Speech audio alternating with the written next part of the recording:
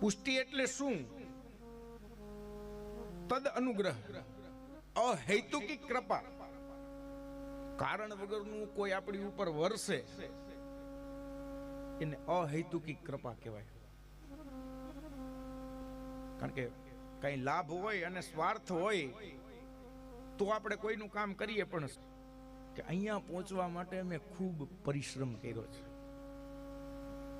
ટાઢ તડકો બધી જ વસ્તુને સહન કરી છે, મારા શરીરની અંદર રંધ્ર થઈ ગયા, તે છતાંય હજી જેમ ઠાકોરજી મને વગાડે જેટલી ફૂંક મારે ને એટલી જ હું વાગું છું, અને વધારાનું વગાઈ નહીં કોઈ દી.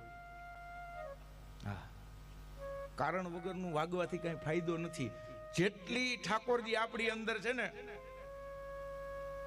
કૃપા કરે ને એટલું જ વગાય. વધારે વાગીને તો પછી છાપામાં